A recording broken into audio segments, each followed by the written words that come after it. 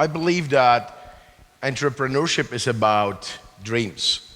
It's about understanding that dreams do not come true, but you can make them. And when I was a kid, my first dream job was to drive a tractor. It was so cool. I was like 10 or 11, and my uncle who had a farm, he would let me actually sit in a seat, take a wheel, and drive something. And as most little boys, maybe not that little, but I loved cars. And it was so cool because I could drive. But then I decided that, my age is serious and I have to grow up. So when I was 12, I said that I want to make business. And that this will be my next dream job. So before I give you an advice that is more obvious than whatever you ever heard from Gary Vaynerchuk, let us talk a little bit about time. Technology has changed time. And this is true that if you want to inspire a change, it's best to do it instantly, so people jump from one reality to the other, and for that you have to move fast. And I know that it's improbable, but I'm actually not best at running. And that's why I love tech, because thanks to tech, I can move fast and still eat a lot of steaks. So, it took 50 million users. For the airlines, it took 64 years to get to 50 million users. For Facebook, only 4. And for a weird game that forced people to actually run in the forest, it was just 19 days. And that's one thing that technology does. It bends time. Einstein would love it. But the other thing is the exponential scale. Even the thinnest girl can carry more books than the strongest man if she uses Kindle. And the third thing, Facebook didn't really ruin democracy and didn't really bring fake news. But what it did, it has slightly more readers than London Conspiracy Daily. And it's harder to believe a generic message than when someone knows you better than yourself, uses the friends you trust to convince you that something is the way they want you to believe. And technology gives entrepreneurs a tremendous opportunity, and those who use technology as a leverage that brings this exponential factor to your business, we call that they are doing a startup. And everyone loves today reading government has funded 500 startups and only 7 of them exist today. What a waste. And I would say that this is not true, and I will explain you exactly why it isn't. But before that, we need to agree what a startup is, because today, every website is a startup. And it's not, because startup is when you have not access to a traditional funding. You cannot take a loan to build a startup. You can take a loan to build a factory of cans. And you know nothing. I mean, you do something weird, no one ever did it that way, and your odds are, being blind and shooting arrows is kind of hard. And you need to have this factor of exponential growth, a possibility to do the impossible thing and very, very quick. And this hold my beer thing, I did a lot of stupid things in my life started from hold my beer, but this approach is actually something that it makes you fearless, and you just have to do it. And when I was a kid and I was saying that I'm gonna make business, I'm gonna build a company, It was mid-90s in Poland, and the reaction from my father's friends, it was, yeah, right. So your daddy knows no one really important. You will not have a business. Go to school. But what I heard is, okay, so if my daddy had contacts, I would have done business. So maybe I can make my own contacts. And that's the attitude that lets you be an entrepreneur. You just don't take no for an answer. And, big players have a lot of advantage. But they also have some flaws. They cannot lose, and they have to protect what they have.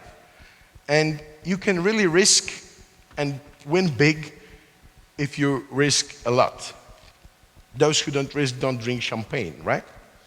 So sometimes people are crazy and they go all in. They bet on one thing.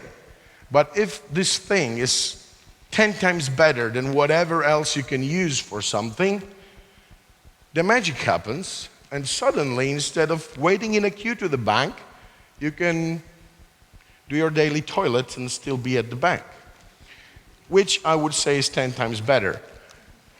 And this is what happens.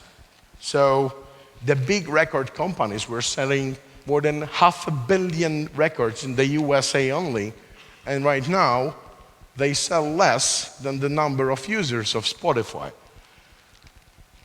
And I have a feeling that every time someone smart does something, someone else makes more money than the actually talented person, right? So in startup world, these are venture capitalists. So these guys, they don't really know how to do something spectacular, but they have smart friends. So they're thinking, I will find those smart friends and give them money so they have the money that they cannot get, and they will have a spectacular success, and I will have a part of it. But betting everything on one horse is not really that smart, so they also have very rich friends. And they do it like that. So they go to a very rich friend and they say, so Johnny boy, I know how to make you more money than you're making. I know that you're a billionaire and I only have my first million, but I will make you another one because I have smart friends. And if you have a few billions, probably spending some money on a risky thing is, kind of exciting. So he gives him the money, and then he goes to his friend and says, Jeannie, you're so smart. I promised Johnny that I will make him a shitload of money, but I know nothing. So here's a part of it. Please bring me more than I have loaned, okay? And she says, okay. And if she succeeds, she gives it back, and then he has to pay back a lot more, but he gets a decent part of it. And cities have seen that more and more companies, if they actually scale so fast, then suddenly in a very short time, they hire more people than the enterprises that they used to fight so much to acquire and to invite to their cities. And that's why, and this is the advice, I will tell you exactly what you need to succeed in any business because it's super simple. You need cash, smart people, and people who buy stuff. That's it. Okay? Now you can be millionaires as well.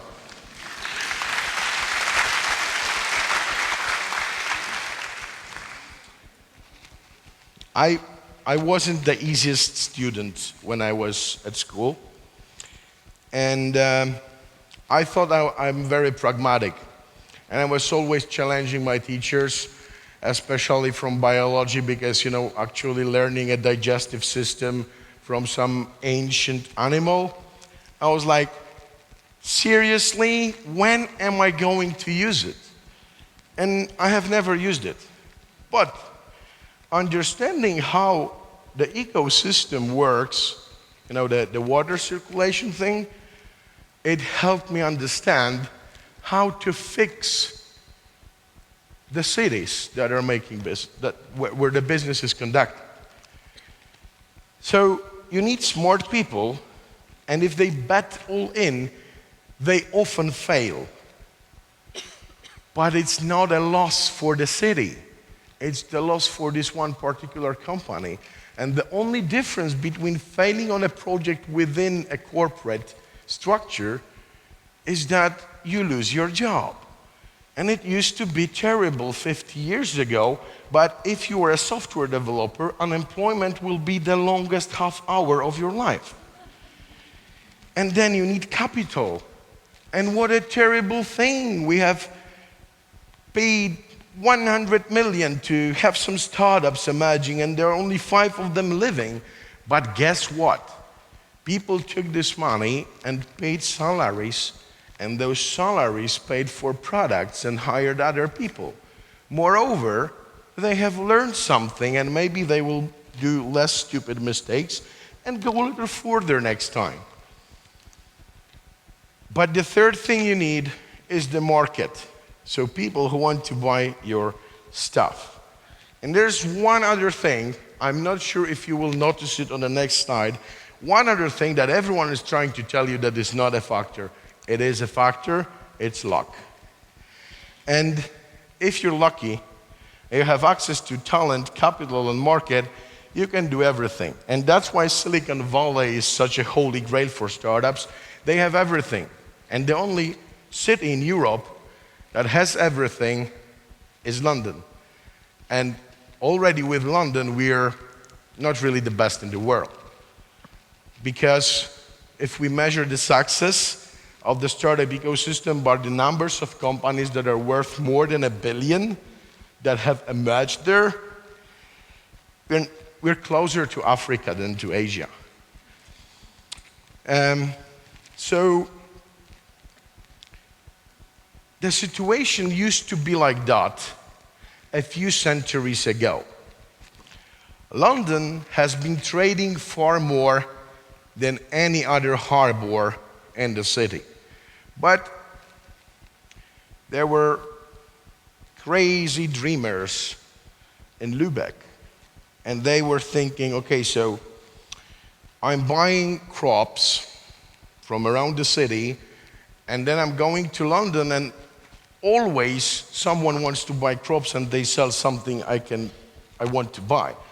But when I go to Stockholm, sometimes all of the ships are selling crops and no one wants to buy my stuff. And maybe that's why all of the harbors altogether are trading less than London. So what they started doing is they started kind of cheating. So they were exchanging information about who takes what and where and what are the prices, and they stopped going all of them at one place. And it was kind of smart because a few centuries later, small insignificant harbors like Gdańsk became one of the richest cities in Europe. And that was Hanseatic League.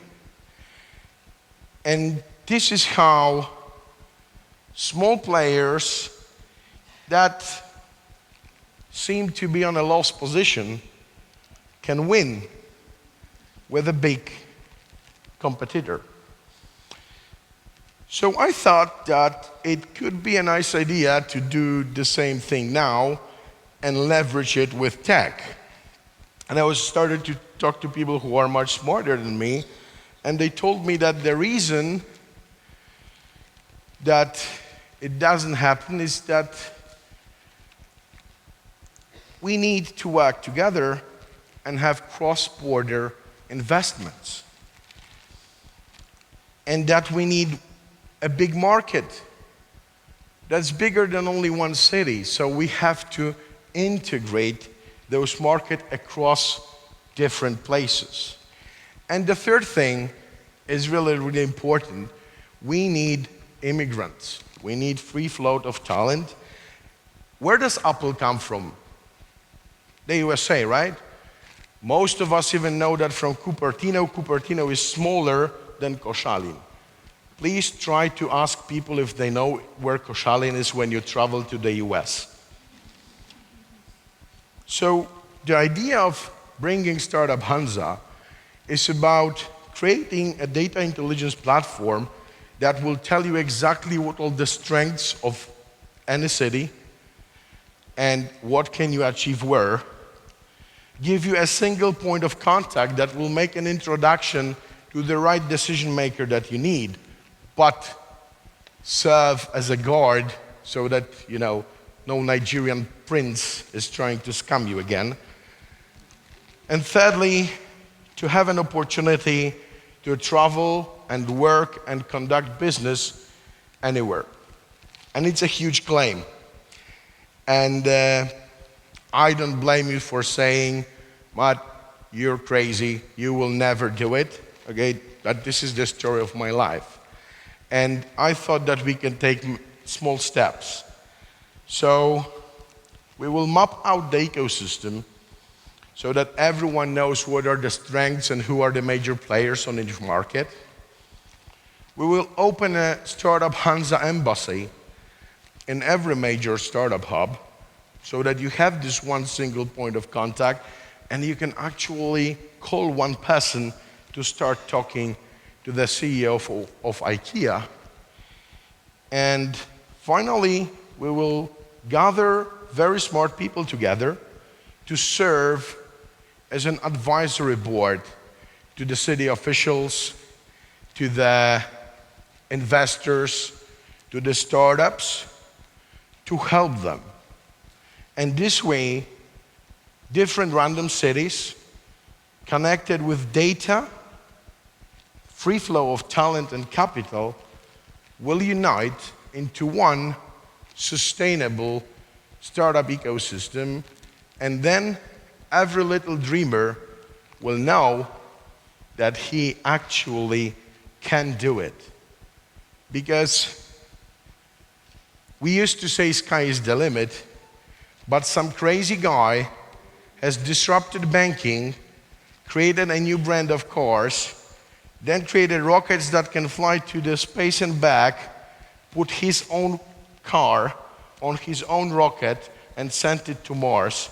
And now he claims that he's going to go there faster. So I believe that everything is possible. And it's hard work to make dreams come true, but it's worth it. Thank you.